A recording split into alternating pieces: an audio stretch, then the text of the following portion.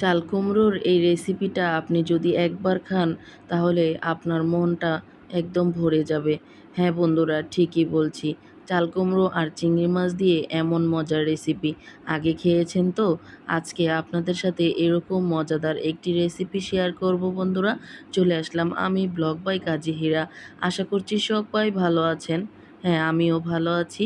তো আমার আজকের রেসিপিটা আপনাদেরকে দেখার জন্য আমন্ত্রণ জানিয়ে শুরু করছি আমার আজকের রেসিপি চাল কুমড়ো দিয়ে চিংড়ি মাছ। একদম দেশি চিংড়ি মাছ দিয়ে রান্না করব আজকে। আর দেশি চিংড়ি মাছের স্বাদই তো আলাদা, আপনারা সবাই জানেন। দেশি চিংড়ি মাছ দিয়ে যেটাই রান্না করি না কেন সেটাই কিন্তু একদম অমৃত স্বাদের হয়ে থাকে। তো আজকে এই চাল কুমড়োটা একদমই কচি ছিল। আমার হাজবেন্ড কিন্তু একদম গ্রাম থেকে, বলতে পূর্বাঞ্চল থেকে নিয়ে এসেছে।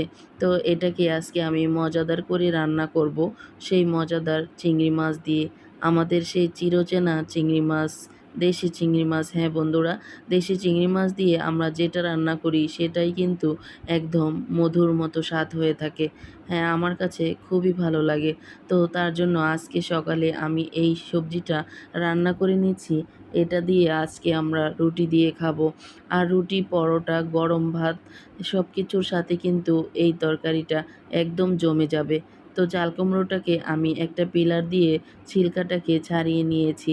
আর এগুলোকে এখন আমি ছুরির সাহায্যে সুন্দর করে ছোট ছোট টুকরো টুকরো করে কেটে নিচ্ছি। হ্যাঁ বন্ধুরা, চাল কুমড়োটাকে এরকম টুকরো টুকরো করে কেটে নিয়ে এখন আমি রান্নার প্রসেসে চলে এসেছি। আর চাল কুমড়ো যত বড়ই হোক না কেন সেটা কিন্তু একদম সুন্দরভাবে সিদ্ধ হয়ে যায়। লাউ কিন্তু একটু শক্ত হলে দেখা যায় সিদ্ধ হতে চায় না। কিন্তু এই চাল কুমড়োর একটা গুণ আমার কাছে খুবই ভালো লাগে, যেটা তরকারি রান্না করার সঙ্গে সঙ্গে সিদ্ধ হয়ে যায় আর একটুও সময় বেশি লাগে না। এখানে পেঁয়াজ দিয়েছি আর সরিষার তেল দিয়ে আমি ভালো করে ভেজে নিয়েছি। আর এখন দিয়ে দিচ্ছি সেই মজাদার কুচু চিংড়ি, যেটাকে বলে দেশি চিংড়ি। এই দেশি চিংড়িটা আমি সুন্দর করে বেছে ধুয়ে রেখেছিলাম, সেটাকেই এখানে দিয়ে দিয়েছি। আর এখন দ্বিগুণ তিনগুণ স্বাদ বাড়াতে আমি কিন্তু এই চিংড়ি মাছটাকে তেলের মধ্যে কিছু সময় ভেজে নেব।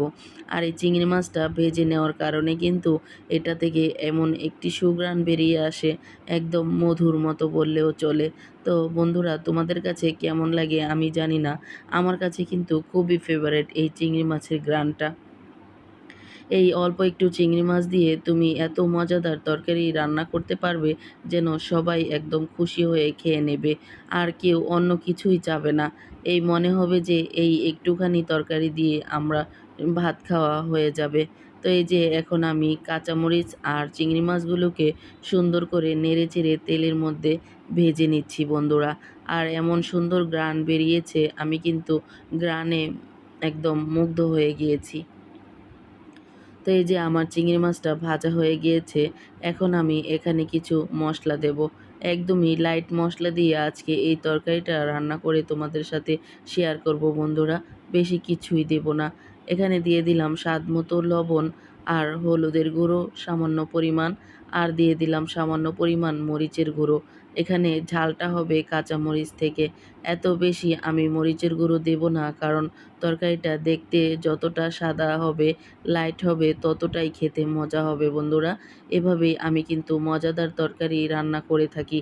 আর এরকম মজাদার রেসিপি পেতে হলে আমার চ্যানেলটা সবাই ভিজিট করতে পারেন। আমার ব্লগ বাই কাজী হীরা চ্যানেলে আমি অলওয়েজ গ্রামীণ স্বাদের রান্না শেয়ার করে থাকি। বন্ধুরা, যারা একটা লাইক দিতে ভুলে গিয়েছেন, প্লিজ একটা লাইক দিয়ে আমার ভিডিওটি কন্টিনিউ করবেন। আর এই যে এখানে আমি সামান্য একটু পানি দিয়ে দিলাম। এখন এটাকে আমি সুন্দরভাবে ঢাকনা দিয়ে ঢেকে কষিয়ে নেব। আর এই মশলাটা কষানো হয়ে গেলে বাদবাকি সবজিগুলো যেগুলো আমি কেটে রেখেছি সেগুলো এখানে দিয়ে দেব। তো এই যে দেখেন বন্ধুরা, আমি সবগুলো সবজি কিন্তু কেটে রেখেছি সুন্দর করে টুকরো টুকরো করে। আর একদম চিংড়ি মাছের মতোই গোল গোল করে কেটেছি। যে সবজি মাছের সাথে মিলে যাবে, দেখতেও কিন্তু সুন্দর লাগবে। যেমন সুন্দর চিংড়ি মাছ তেমন সুন্দর এই চাল কুমড়োটা। দেখেন কতটা সুন্দর চাল কুমড়োটা দেখতে। মনে হচ্ছে না যে কাঁচাই খেয়ে নেব। হ্যাঁ বন্ধুরা, এই যে চলে আসলাম। আমার চিংড়ি মাছটা কিন্তু কষানো হয়ে গিয়েছে। এখন আমি ঢাকনা তুলে দেখতেছি খুব সুন্দরভাবেই কষানো হয়ে গিয়েছে। আর এই পর্যায়ে এসে আমি দিয়ে দিচ্ছি যে চাল কুমড়োটাকে কেটে রেখেছিলাম সেটাকে। এই যে বন্ধুরা, নেড়েচেড়ে একদম সুন্দরভাবে মশলার সাথে মিশিয়ে দিচ্ছি কুমড়োটাকে। সামান্য একটু পানি দিয়ে আমি আবারও ঢাকনা দিয়ে ঢেকে যতক্ষণ না পর্যন্ত সিদ্ধ হয়ে আসছে ততক্ষণ আমি এটাকে রান্না করে নেব। আর চাল কুমড়োটা কিন্তু রান্না একদম দ্রুতই হয়ে যায়। আর এমন সুন্দর কচি এই চাল কুমড়ো, মানে একদম শসার সাইজের ছিল। এই শসার সাইজের চাল কুমড়োটা আমার হাসব্যান্ড নিয়ে এসেছে একসঙ্গে ৪ টা। শসাই খাচ্ছি নাকি আসলে চাল কুমড়ো খাচ্ছি বোঝা কিন্তু ভার। চাল কুমড়োগুলোকে দেখে মনে হচ্ছিল একদম কাঁচা খাওয়া যাবে শসার মতোই। আর এটা রান্না করলেও একদম শসার মতোই ঘ্রাণ আসে। আমরা কিন্তু শশাঙ্ক চিংড়িও খেয়ে থাকি। আর এই তরকারিটা খেতে একদম শসার মতোই লাগছিল বন্ধুরা। তো এই যে আমার ঢাকনা দিয়ে ঢেকে দিয়েছি। এখন আমি ফিরে আসছি যতক্ষণ না পর্যন্ত এটাতে পানি উঠে আসে। এই যে দেখেন সুন্দরভাবে কিন্তু চাল কুমড়ো থেকে পানিও উঠে এসেছে। আর আমার রান্নাটাও কিন্তু প্রায় হয়ে এসেছে। খুব সুন্দরভাবে এই চাল কুমড়োটা একদম সিদ্ধ হয়ে গিয়েছে। আর এরকম মজাদার তরকারি কার না খেতে ভালো লাগে বলেন? আরও যদি হয় মজাদার দেশি চিংড়ি দিয়ে। এই যে দেশি চিংড়ি দিয়ে আমার তরকারিটা কিন্তু একদম ডান হয়ে গিয়েছে। বন্ধুরা, যারা এ পর্যায়ে এসে একটা লাইক দিতে ভুলে গিয়েছেন, প্লিজ একটা লাইক দিয়ে কন্টিনিউ করবেন। আপনার একটি লাইক আমার ভিডিওটিকে আরও অনেকজনের কাছে পৌঁছে দেবে। আর যদি ভিডিওর কোনো অংশ ভালো লেগে যায়, ফ্যামিলি এবং ফ্রেন্ডসদের সাথে শেয়ার করতে কিন্তু ভুল করবেন না। এই যে বন্ধুরা, এখানে আমি সামান্য একটু ঝোলের পানি দিয়ে দিলাম। আর এই ঝোলটা কিন্তু খেতে বেশ মজা হয়। একদম শুকনো শুকনো না করে আমরা কিন্তু হালকা ঝোল দিয়ে এই মজাদার তরকারিটা রান্না করে নিতে পারি।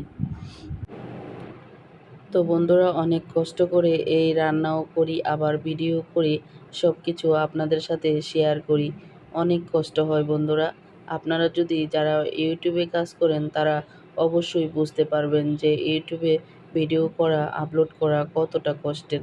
আপনাদের কাছে একটাই দাবি, একটা লাইক দিয়ে ভিডিওটি কন্টিনিউ করবেন এবং ভিডিওটি শেষ হলে আপনার মূল্যবান বক্তব্য কমেন্টস বক্সে রেখে যাবেন।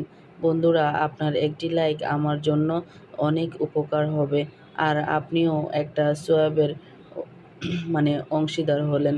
সদগায়ে জারিয়ার সোয়াব পেতে হলে আমাদের অনেক কষ্ট করতে হয়। আমরা কিন্তু জানিই না সদগায়ে জারিয়া আসলে কাকে বলে। আপনারা কিন্তু মানুষের উপকার করে এমন এমন কোনো কাজ করে যাতে মানুষের উপকার হয়, সেটা করে কিন্তু আপনারা এই সদকায়ে জারিয়ার সোয়াব পেতে পারেন। তো বন্ধুরা, আমার রান্নাটি কেমন লাগলো আজকে প্লিজ কমেন্টস বক্সে জানিয়ে যাবেন। আর আজকের মতো এখানেই বিদায় নিচ্ছি। দেখা হবে নেক্সট কোনো এরকম মজাদার রান্না রেসিপি নিয়ে। আজকের মতো বিদায় নিলাম। আল্লাহ হাফেজ। সবাই ভালো থাকবেন। আসসালামু আলাইকুম ওয়া রাহমাতুল্লাহি ওয়া বারাকাতুহু।